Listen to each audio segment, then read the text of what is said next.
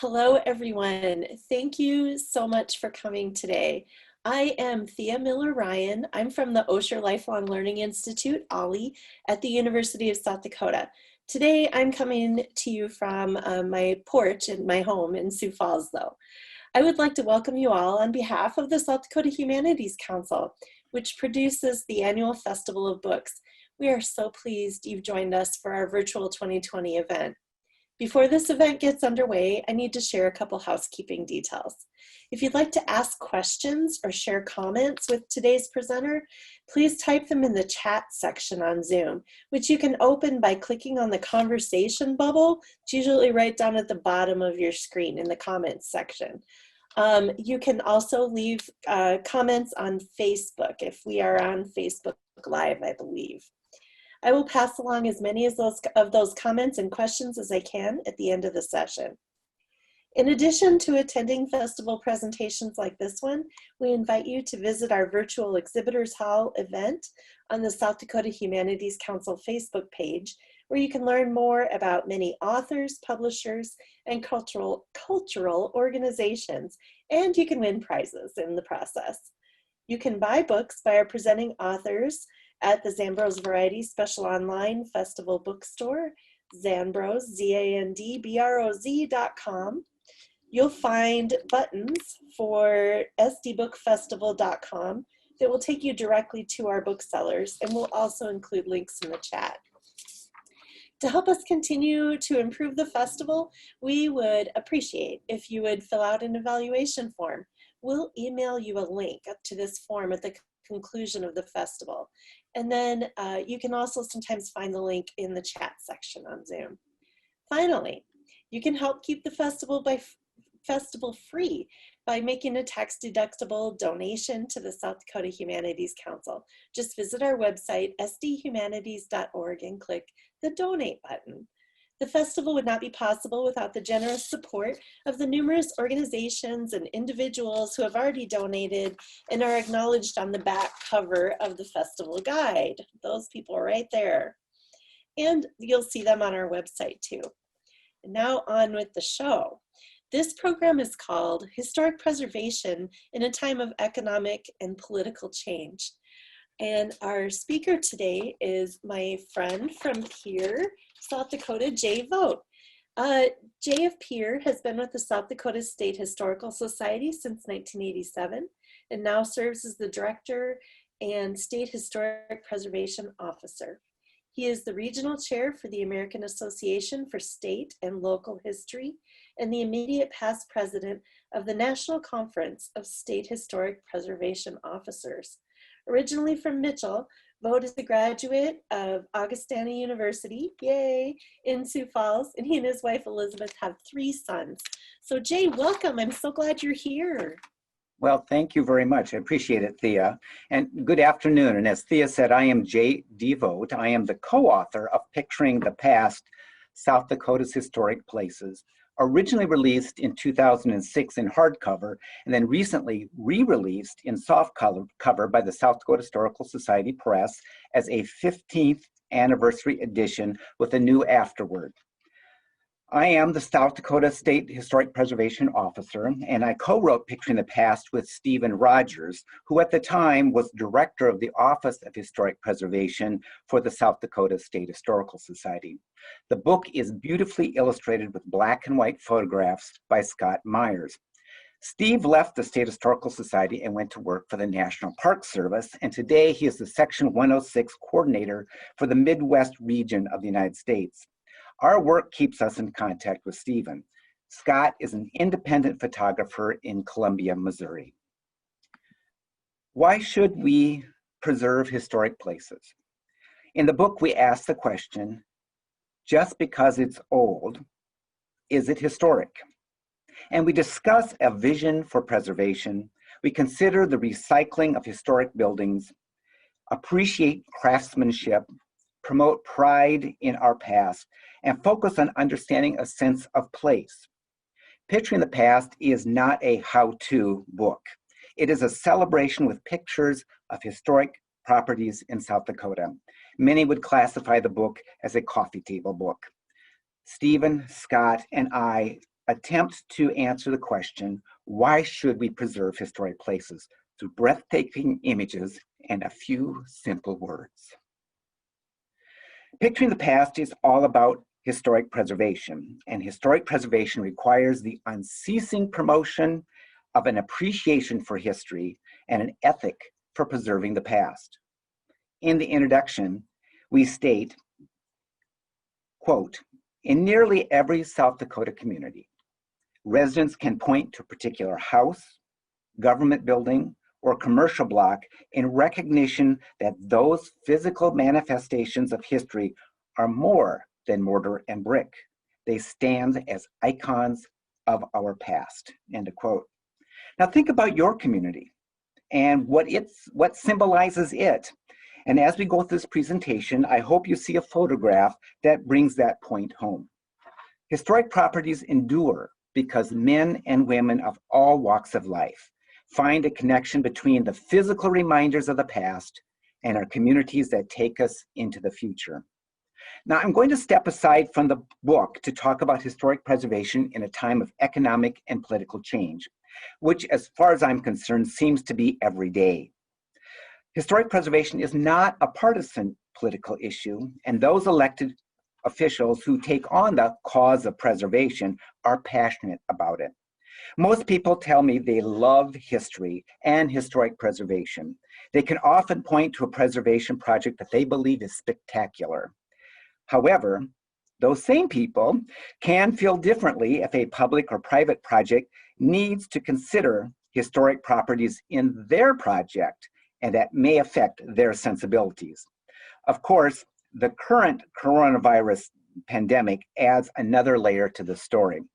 Please feel free to ask a question and put it in the chat box, as Thea had suggested. But when we talk about what people point to, like in Pierre, oftentimes people will point to the state capitol as a wonderful example of a historic preservation project, a restoration that they think is well worth the millions of dollars that it took to do that. In this presentation, if the photograph is in color, it is definitely not included in the book. We deliberately decided to use black and white images for a historical feel and a single professional photographer for a consistent quality appearance. Now, this photo is of the South Dakota Cultural Heritage Center in Pierre. Now, it's a modern building, but it is 31 years old, not quite old enough to be considered for the National Register of Historic Places. It is one of the newest buildings in the Capitol complex in Pierre. The center is the headquarters of the South Dakota State Historical Society, which includes the archives, historic preservation, museum, and research and publishing. The society collects, preserves, interprets, and promotes the history of the state of South Dakota and her people. The South Dakota Cultural Heritage Center was built and we moved in 1989, and it was considered a lasting legacy project in commemoration of South Dakota's centennial in that same year. It was a gift of the people of South Dakota, from the gift of the people of South Dakota to the people of South Dakota. The National Historic Preservation Act is the foundation for historic preservation in our country. Enacted in 1966 as a result of what was considered the wanton disregard of historic properties in federal projects, especially the interstate system, when it wiped out entire neighborhoods and significant archaeological sites. The Act sets standards for historic preservation. Now federal agencies are to take into account historic properties in their projects. This is a photo of Buffalo Gap in Custer County. Note the press tin on the facade of the building. Now, when federal agencies need to take into consideration historic properties, we call that in our world Section 106, and that's what Stephen works in now at the national level. We do that every year, and I'll talk a little bit about that more in just a minute. The National Historic Preservation Act creates the National Register of Historic Places, the Advisory Council on Historic Preservation, the State Historic Preservation Officers, and later on it created the Tribal Historic Preservation Officers.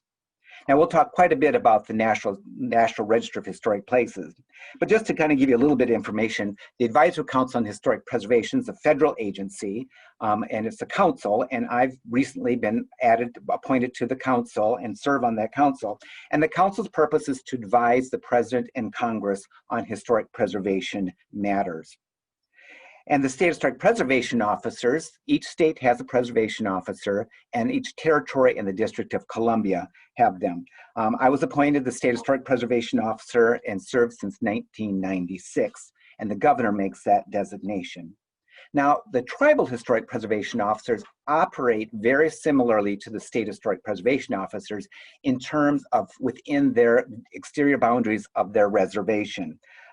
They need to meet the same standards of the state. They need to apply through the National Park Service in order to be allowed to have a tribal historic preservation office.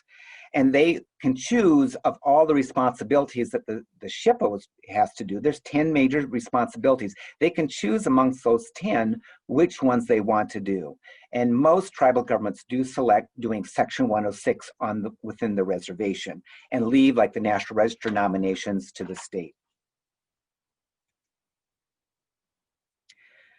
The state historic preservation officers implement the National Historic Preservation Act in their state or territory and approved tribal governments within their respective reservations through their THPOs. This eliminates a heavy federal bureaucracy applying the act unilaterally across the nation and not taking into account differences between the states. The states jealously guard this authority under the National Historic Preservation Act. For example, cities along the East Coast have historic preservation associated with colonial settlement and the War of Independence and earlier. And other states have buildings and sites connected with the Civil War. Well, those are not historic preservation issues for us in South Dakota. We pay close attention to archaeological sites related to prehistoric peoples, American Indians, and early settlement. The history between American Indian and non-Indian people in South Dakota is very important in our past. Settlement brought a change to Dakota Territory and the state of South Dakota. Remember, the massacre at Wounded Knee took place after South Dakota was a state. Communities grew over time and changed. They were impacted by the rivers. That's how people first came to South Dakota, and river towns became the most important ones. And then the railroads came through, and they were a deciding factor on the success and failure of cities. And then the highways, and especially the interstate system, all played a part in community success. Now, these are photos that are not in picturing the past, but are good before and after examples of rehabilitation of a commercial building. If you look closely, they're not identical. They're improved. The historic building was improved at one point in time, and then a subsequent owner tried to restore it to as close they could to its as new condition. So what is a historic property? Simply, a historic property is eligible for or listed in the National Register of Historic Places, including traditional cultural properties that American Indian tribes will identify. The National Register is the basis for all decisions made under the National Historic Preservation Act. We will get into specifics in just a moment. However, for example, the Cultural Heritage Center is too young for listing in the National Register. And my home, where my wife and I live, which is almost 100 years old, has too many contemporary changes to make it considered historic anymore. The photo here is of the Wounded Knee Cemetery in Oglala, Lakota County. It is also a National Historic Landmark and is listed in the National Register. As you can see from this photo and the previous one on Buffalo Gap, condition is not necessarily a determining factor for listing in the National Register. Now, the National Register in and of itself does not provide protection for a historic property under the National Historic Preservation Act. It does buy the property a sense of status. What little protection does come is from the federal agencies must consider properties eligible for the National Register in their work. And there are really, most federal agencies are really good under the Section 106 process to take that into consideration, and when they consult with our office, take our comments into serious consideration when they make their decisions. That doesn't mean something doesn't get closed. That does not mean something does not get torn down, but they take all those things into consideration. But most importantly, for practitioners or owners of historic properties, the listing does make properties that are eligible for certain incentive programs. That's one of the benefits of being on the National Register. Now, I'll briefly talk about the incentives in just a moment. The photograph here is also one that's not in the book, but it is a Battle Mountain Sanitarium in Hot Springs. We have a picture in the book, but not this particular one, which you'll see again later on. This is a photograph of the Lars Fixdahl house in Day County. The original part of this house dates to 1881, and Mr. Fixdahl added onto the house, resulting in this beautiful home. Now, the three basic rules for eligibility for the National Register are being 50 years old or older. It maintains its historical integrity. And with this particular property, that integrity would start from the period of when the house was completed. And it was significant in history. The 50-year rule is pretty straightforward. It's 50 years old or it's not 50 years old. It maintains its historical integrity. Basically means, does it look like it did originally? Would someone looking at that building recognize when it was and when it was today, what it looks like? Would they recognize it today from what it was originally? 4 criteria help define significance in history. The significance can be associated with events, A, or people, B, architecture or craftsmanship or engineering, C, and or able to provide new information, D, which is generally archaeology. Any one of these or a combination of these will help make a property eligible for the National Register. The event can be something as specific, it can be specific or a general trend. For example, a particular event took place at this particular site or building that was important in South Dakota's history. Now, I'm going to use a bad example here, but the Cataract Hotel in Sioux Falls, which has subsequently been torn down, was the site of the 3 conventions before South Dakota became a state. And that would make it significant in that regard. A Main Street area may be important and significant with showing general trends in the establishment of main streets and businesses associated with the coming of the railroad or whatever it may be. Its association with a person can be anything from a local person, statewide, or national in importance. For example, Mamie Pyle from Huron was really involved in the suffrage movement, particularly here in South Dakota, providing unbelievable leadership. But then we have people like Laura Ingalls Wilder and George McGovern who have national significance with properties associated with them in South Dakota.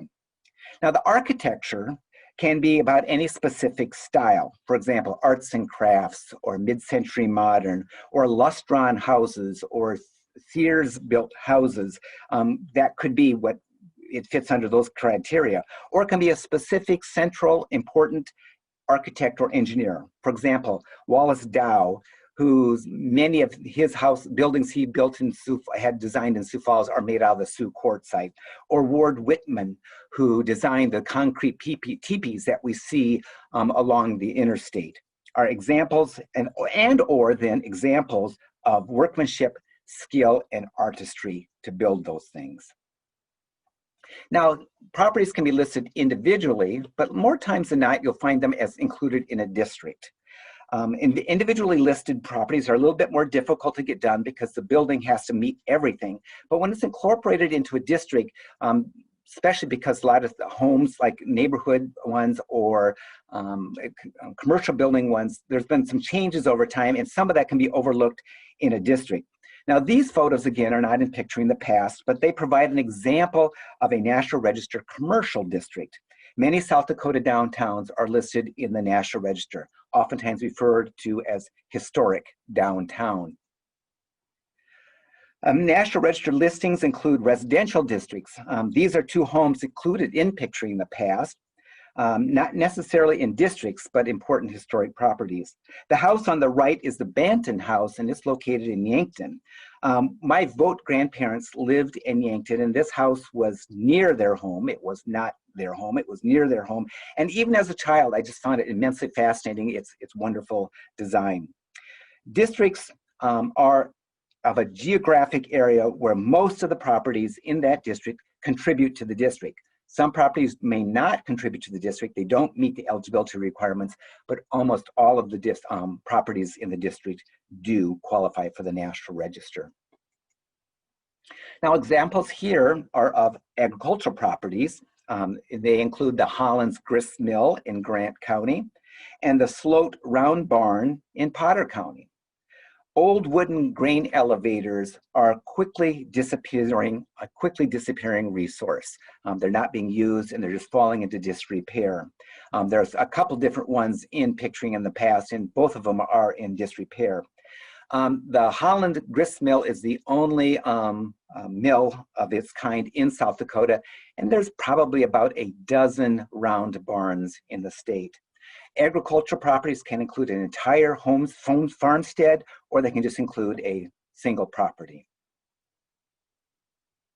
Examples of structures, meaning not buildings, include one of my favorites, the Meridian Bridge in Yankton, and also the Ree Creek Bridge in Hand County.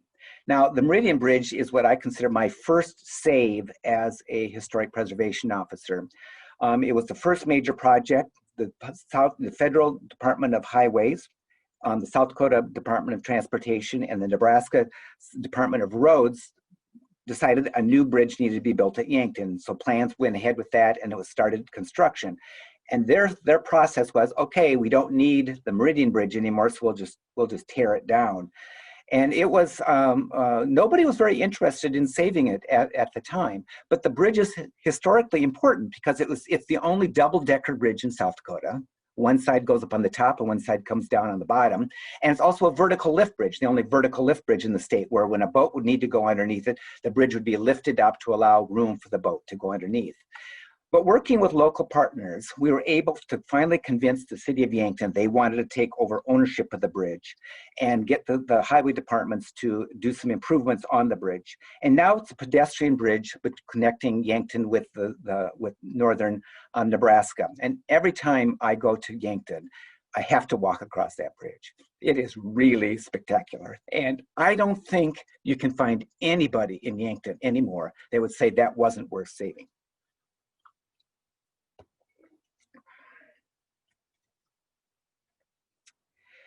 And archaeological sites, landscapes, and ruins can also be listed in the National Register. Now, the Fort Pierce site that we show there, that's just showing some archaeological work and how that works. But the other two pictures are in Picturing the Past. The top one there on the right is the ruins of some of the Queen Bee Mill in Sioux Falls, along by the falls in Sioux Falls. The other is Custer National Forest in Harding County.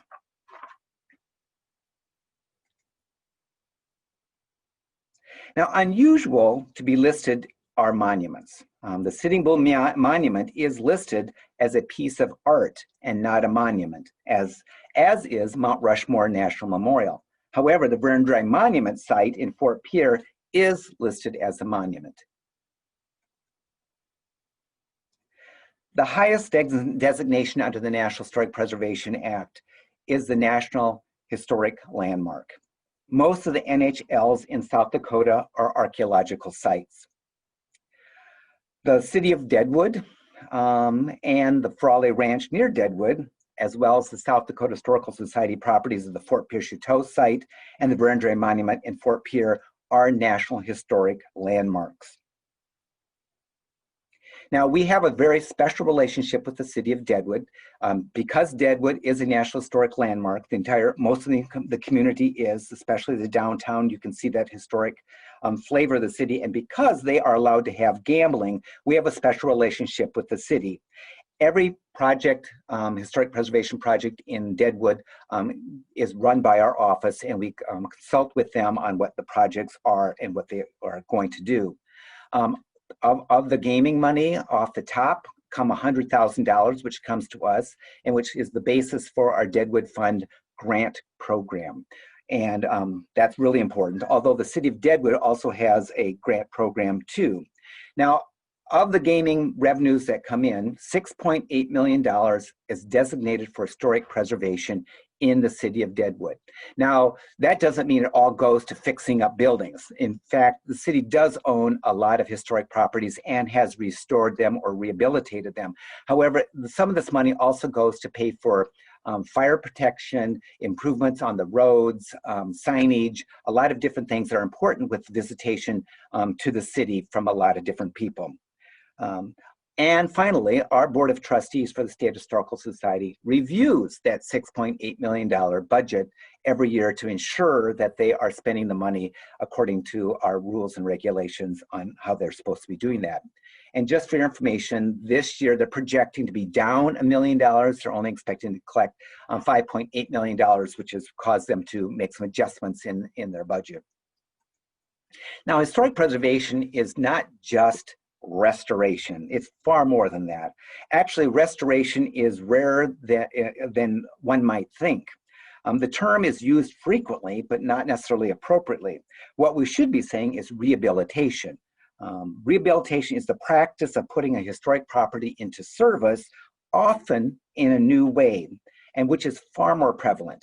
You know, the Capitol building here in Pierre, we often refer to it as being restored, but in many ways it was a rehabilitation. There were a lot of features of it restored, but it wasn't able to continue it to operate in the fashion that it as of the state capitol.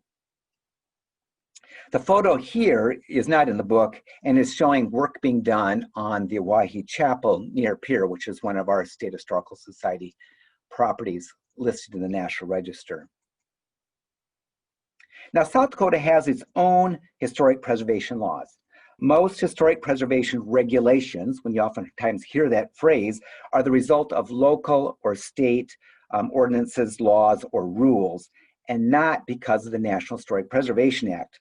In South Dakota, the State Historic Preservation Office works closely with local governments and reviews and comments on them on projects which will encroach upon, damage, or destroy any property listed in the National Register of Historic Places. And in South Dakota, our law is very restricted to just properties that are listed and not eligible under the federal law. This is a photo of a bison in the Black Badlands. It's included in the book and has nothing to do with local government. It's just a photo I really love. For people who are handy, and which I am not, the coronavirus pandemic may be the perfect time to do historic preservation work. The State Historical Society offers 3 programs to encourage private investment in historic preservation. The State Historic Property Tax Moratorium, the Federal Income Tax Credit, and the statewide Deadwood Fund Matching Grant Program. If a private historic preservation project meets the Secretary of the Interior standards, it could be eligible for the state property tax moratorium.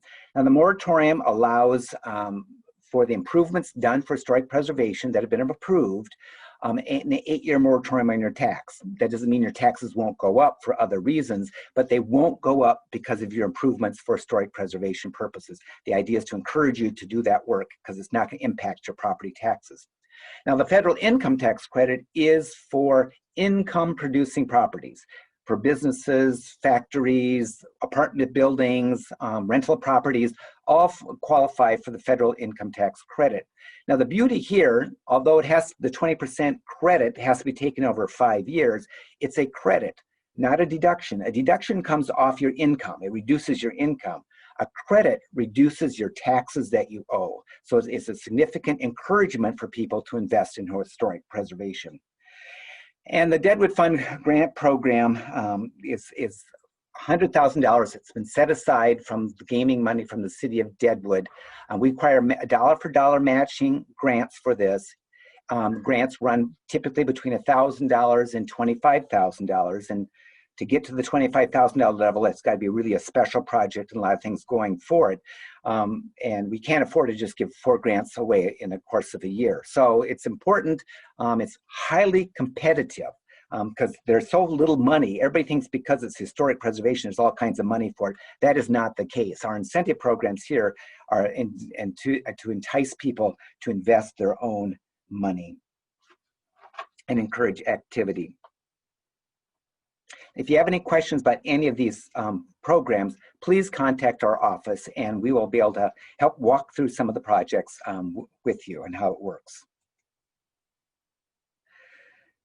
Historic preservation is good for the economy, creating jobs, enhancing property values, laying the foundation for tourism, reusing historic properties, improving communities, and stimulating downtown revitalizations. Our state's second leading industry is founded on heritage and history. Now this graph highlights what visitors to South Dakota want to experience. Of the 10 areas listed there, 4 and possibly national and state parks fits into the cultural heritage and history aspect of what people are looking for when they come to South Dakota. Our unique opportunities and noteworthy Western and American Indian culture and history draw people to our state. Our most important attraction is Mount Rushmore National Memorial, and it and places like it, such as the world's only Corn Palace in Mitchell, are listed in the National Register of Historic Places. Most historic places are considered family-friendly and educational. Also key components in what people are looking for. Now, Rutgers University conducted a study on historic preservation in South Dakota, and extrapolating their results from that study to 2019, we reached the following conclusions about historic preservation in South Dakota. It's good for tourism, it creates jobs, it's investments, it has lots of local benefits, and it's good for the environment. These are all important and valid deductions, but I find the $9.2 million in private investment leveraged by our incentive programs as profound. It shows you people are willing to invest in their historic properties in South Dakota and results in these different benefits. Why do we preserve our historic properties? The economic results improve our communities and our downtowns. We are helping protect the environment. Rehabilitating buildings takes less energy than building new. The greenest building is one already built, and less material is being dumped into our landfills. And protecting and preserving our cultural legacy, heritage, and history are important reasons enough. We have many reasons why we preserve our historic properties and understanding of our history, our identity, and our sense of place gives us a positive perspective on being South Dakotans and Americans. And reading from Picturing the Past, quote, "To be able to stir our memories and arouse our emotions, a place must retain its unique, recognizable character. But visit any community in the United States and it becomes apparent that much about it is familiar, that every place looks a lot alike everywhere else. Whether it's New York, Mississippi, or South Dakota, the McDonald's, Holiday Inn, and Walmart look and feel the same. While people appreciate the familiarity this cultural homogenization provides, it does rob us of our sense of place and dilutes our sense of identity. Historic preservation seeks to protect the uniqueness and therefore identity of places. With places preserved, we can recognize where we belong and to understand more fully who we are." End of quote. Now, these are historic photos, but they are not included in Picturing the Past. Now, reading from Picturing the Past again, people are the focus of history, but human life is marked by brevity. A large part of what we understand about the past comes to us in the form of material record, personal papers, museum artifacts, and historic buildings. These physical remnants are the stuff of history that allow us to verify the past by seeing and touching the creations of people who lived long before our time. I think while we're living in this time of coronavirus, I am glad you're here on Zoom because that's our one way of getting together. It seems nowadays we wake up in the morning, we get a cup of coffee and fire up the laptop. We work remotely, and if you're really lucky, you read a good book. You eat, you sleep, and you repeat. The coronavirus has changed our normal, including the Festival of the Book. And I commend the South Dakota Humanities Council for making this work and for their assistance in this presentation today. And I want to thank you for taking the time and the effort to join me this afternoon. I am available for any questions if there are any, and thank you very much.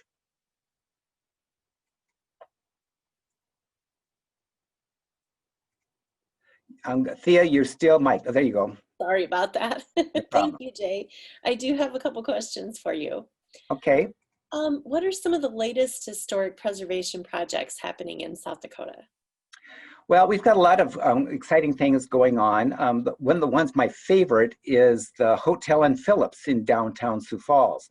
It's a great rehabilitation project. They took an old bank building and made it into a boutique hotel, and it is really fine.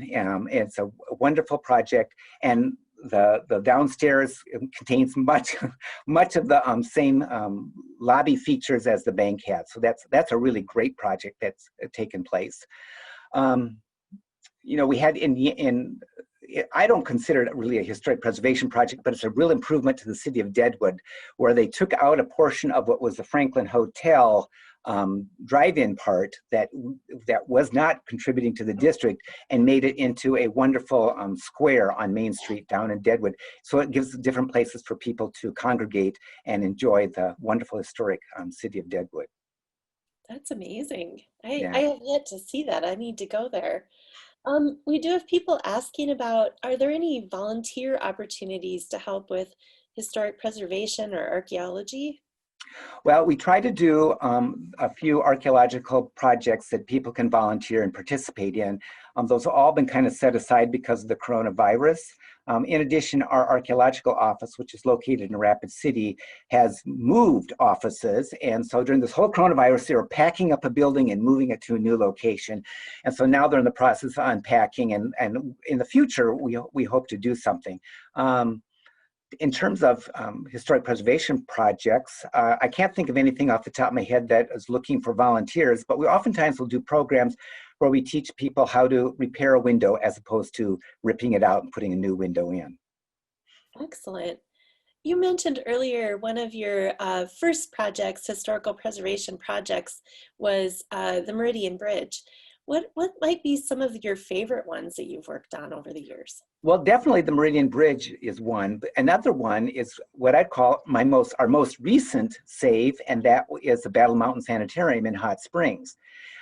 What most people don't know, it is the first veterans hospital built in the United States. It was built following the Civil War.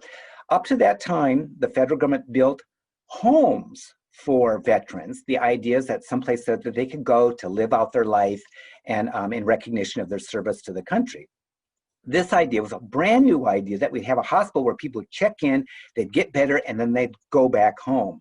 And the federal government was going to close the Battle Mountain Sanitarium Hospital because they were trying to readjust where they were doing things. And a really strong local historical effort went into saving it, and they got the congressional delegation on board. And within the last month, the Federal Veterans Administration announced, we're keeping the hospital open. That's great. Oh my gosh, congratulations. And of course, the thing there is that buildings being used continue to be taken care of and don't fall into disrepair. Exactly. That's great. I loved what you said about the greenest building is the one that's already built. Yes. That's a great way to look at it. We have a question from Pat. Are Preservation Commission members all volunteers? Well, technically, a Historic Preservation Commission is a city appointment. Usually the mayor makes that appointment. Okay. And I don't know if they get any kind of, per diem for their service. I think it's largely feels like it's a volunteer operation, but they are a commission of the city or the county, depending on how it's organized. Excellent. Does anyone else have any other questions for Jay? This has been great. I love all the pictures. I wish I could have gotten all the pictures to be from Picturing the Past, but some of them to illustrate how things are in preservation, I needed to use some that weren't there. But that's a good example of what is in the book. And if you love looking at pictures of wonderful historic properties, it's a great book to have. That's fantastic. Are there any ways that people can help the Historic Preservation Society other than volunteer work? But I mean, can we make donations? How can we help you? Well, absolutely. What I would encourage people to do is to join the South Dakota Historical Society. They'll get a lot of information throughout the year on what we do. They will get the South Dakota History Quarterly Journal, so they'll get some great reading material 4 times a year and access to a lot of different information. And then we have our South Dakota Historical Society Foundation, and we do have accounts that support certain different aspects of our job, and we have one that supports historic properties, and so that would be something that people could contribute to if that's what they wanted to do. Great. One more question. Is there any work done to record with pictures our history before it's torn down? Well, typically, if it's a federal project and they're going to tear something down, and what we've experienced lately is a lot of bridges coming down because they're not considered safe or they're not wide enough for our vehicles nowadays, we do require them to record them with detailed photographs as well as the architectural drawings or engineering drawings of them. And those are saved here in the South Dakota State Archives.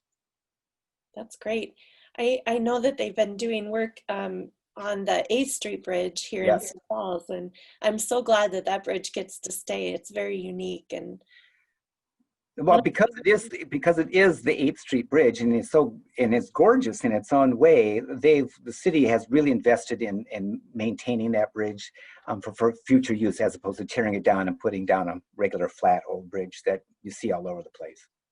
Right. It's been fun to watch. Yeah. Good. Well, I don't think we have any other questions for you, Jay, but thank you so much for your presentation today. And thank you to everyone for joining us for the South Dakota Festival of Books. If you do have questions for Jay later, you can send us emails and we'll be glad to forward those on to Jay. Have a great evening and enjoy the rest of the festival. Thank you all. Appreciate it. Oh, take care, Jay. Thank you. You too.